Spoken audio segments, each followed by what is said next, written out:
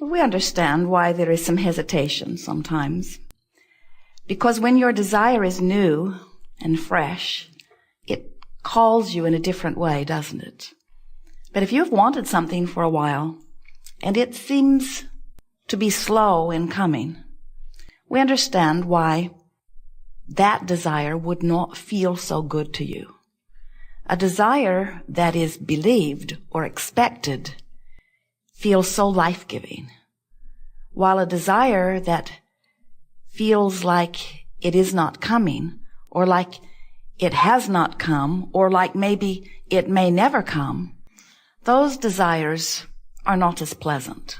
And the trouble with that distinction is that you can't have some desires that are answerable and some that aren't. In other words, you can't say some desires are appropriate and therefore will be granted, and other desires are inappropriate and therefore will not be granted. In other words, you can't have it both ways.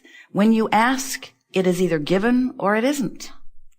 When you ask, the answer comes forth or it doesn't. But what we want you to understand is that everything that you ask for is always answered. When you ask, it is always given, every single time, no exceptions. So, if you have desires that feel as if they are unanswered, it is not because they're not being answered. It is because there is something happening in your vibration that isn't letting them in. And that feeling of freshness or exhilaration that is present with some desires, and that feeling of discouragement or disappointment or worry or even fear that is present with other desires, those emotions that you feel are the telling distinction that you want to be focused about. In other words, every desire is answered, but if it feels fresh and exhilarating to you, you're letting it be answered sooner.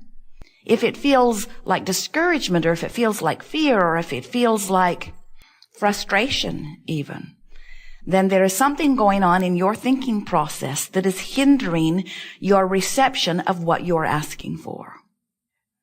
We like to help you to feel the power that you hold in the receiving or the not receiving of your own wishes or desires. Sometimes at first, when our physical friends begin to focus upon the idea of creating their own reality, sometimes you balk at the idea, especially at first, because you're not sure that you are worthy of choosing. Sometimes you balk at the idea of being the creator of your own reality because you are not sure that you are wise enough or worthy enough. And we want, as we're moving forward here today, for you to get that one handled in your own vibration. We want you to leave this gathering no longer questioning the appropriateness of you creating your own reality. Instead, we want you to leave here knowing that not only do you create your own reality, or can you create your own reality, but no one else does. Nobody else is choosing for you. You are choosing. We want you to go with the flow. You've heard the expression, go with the flow. And we want you to realize that in the ultimate sense, what going with the flow means is going with the flow of the ideas that this time-space reality has helped to give birth to within you. In other words, if this environment has inspired the idea within you, it is our promise to you that this environment can fulfill that desire completely. You could not want it if you could not have it or be it or do it. It's not possible. The idea that you have dreamed it means that it can be yours. In fact, we would like to say to you, it means that it must be yours. But you've got to get in sync with your own desire, which means you got to go with the flow of your desire, not against the flow of your desire. How do you know when you're in the flow of a desire? It feels wonderful. It feels like passion. It feels like enthusiasm. It feels like the next logical step. It feels like well-being. How do you know when you're not going with the flow? It feels like frustration. It feels like irritation. It feels like aggravation. It feels like fear. It feels like anger. It feels like suffocation. In other words, when you're not going with the flow of what? the flow of well-being. How do we know it's the flow of well-being? It's the only flow there is. There is only a stream of well-being. You can let it in or not. If someone presses a pillow to your face and you feel deprived or suffocated from the oxygen, do you say somebody has shut the valve off for the whole world? Do you say something has happened and the air that I breathe has been siphoned from the atmosphere and now we all will be suffocated? Or do you say something is going on with me personally that is keeping me from being in the flow of oxygen? There's no source of sickness. There's no source of poverty. There's no source of bad stuff. There's no source of that sickness or stuff you do not want. But there is you, without meaning to, achieving vibrational alignment with how things are instead of with how things are desired. In other words, if you look into some poverty-ridden region or into some shadow in your body that you call illness or into your checking account that seems to be without funds, and you pronounce, this is my current view of reality, what you're actually saying is, this is, of all the myriad of opportunity to focus that is provided for me here, this is what I'm choosing to give my undivided attention to, and therefore this is what I am choosing as my vibrational basis for now. And you can tell by the way you feel whether this choice is going with the flow of well-being or whether, for now, you've got a pillow over your face. So, we want, in the hours that are before us, to help you to realize that you are the creator of your own experience, which means you are the author of your vibration, which means you can control with much less awareness than you have perhaps formerly thought what your vibrational output is on every subject, which means you can control the manifestational input on every subject. In other words, you can control who you rendezvous with in traffic, who you rendezvous with in restaurants, who you rendezvous with in telephone calls. You can control the functioning of your body, the longevity of your body, the flexibility of your body, the clarity of your body. You can control the financial influx into your experience. You can control the people who will come to assist you. In other words, you, only you, are the creator of your own reality. And so we would like to help you to acknowledge, at least as a first step here today, that you want to be the creator of your own reality. Because until you acknowledge, yes, I want to do it, then everything that we will say here today will be sort of irrelevant to you. If you don't want to be the creator of your own reality, then we can't really help you here, but we encourage you to stay anyway because you are the creator of your own reality. So whether you know it or not, whether you want it to be that way or not, that is the way that it is. And it is ever so helpful to start relaxing and trusting yourself a little more and saying things such as, well, I am the creator of my own reality, and while I'm not very good yet at being the creator of my own reality, I like the idea at least that I'm the creator of my own reality, and I'm going to start paying attention to the way I feel so that I can start being more the deliberate creator of my own reality. We would like you to begin saying, it is important to me to be aware of how I feel because the way I feel is my indicator of what I'm doing vibrationally. Do you understand that? That your vibration is indicated to you through emotion. Everything around all of us, whether you are physically focused as you are or whether you are non-physically focused as we are, and really there's very little difference between the two, you are full of those like us. In other words, you cannot separate yourself from the non-physical energy and consciousness and awareness and joyousness and intelligence and willingness and helpfulness.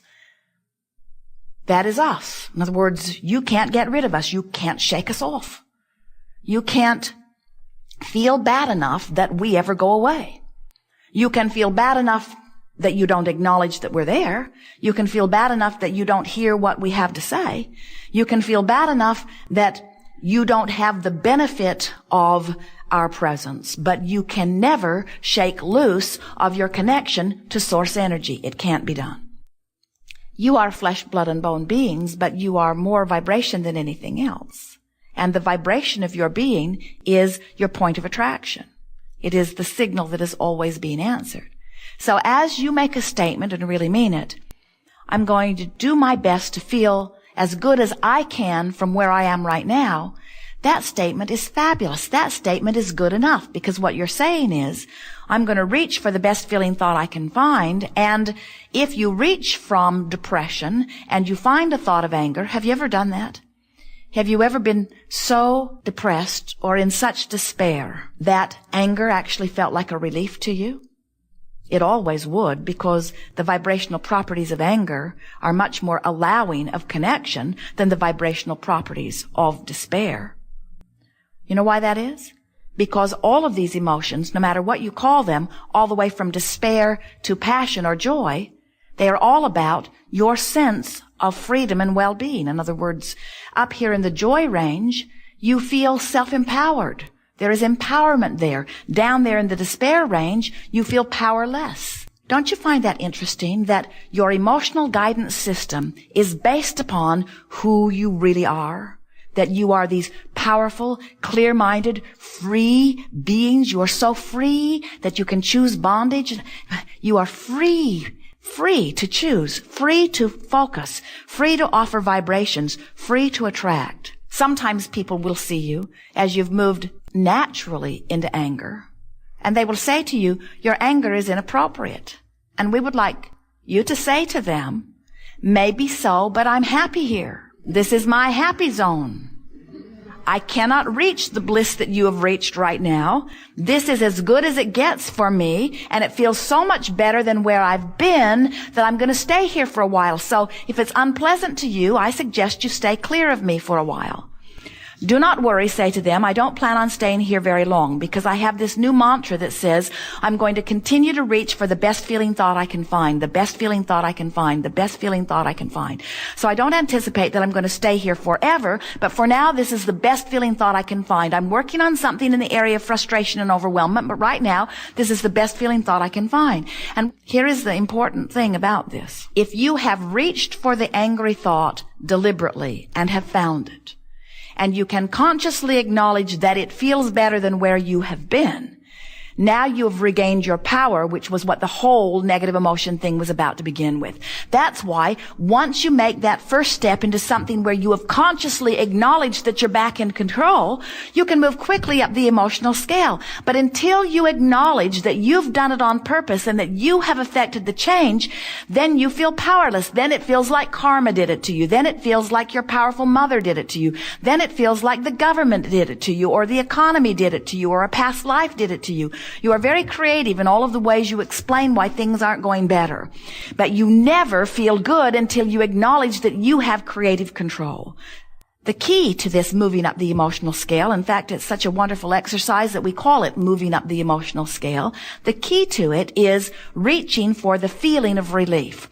There is allowing and there is resisting. And in leaving resistance behind, you find allowing. But the physical, visceral sensation of leaving resistance behind is a feeling of relief. So every time you feel just a little bit better, you have left behind a little bit of resistance. And every time you leave just a little bit of resistance behind, you are allowing more of the things that you've been asking for. So all of those things that have been held in vibrational escrow for you, we're not kidding you. Every time you've been in a situation where contrast has caused you to offer a preference, even if you didn't know you were offering the preference, you didn't speak about it, or you didn't write it down, you didn't say, I have a goal. Every time contrast produced preference within you, it preceded you vibrationally. And non-physical energy, non-physical beings like Abraham, like your inner beings, non-physical beings focused upon the rocket that you launched and are imagining it coming to fruition for you. So there is a pre-paving energy vortex that extends out before you, and it is full of all of the things that you want.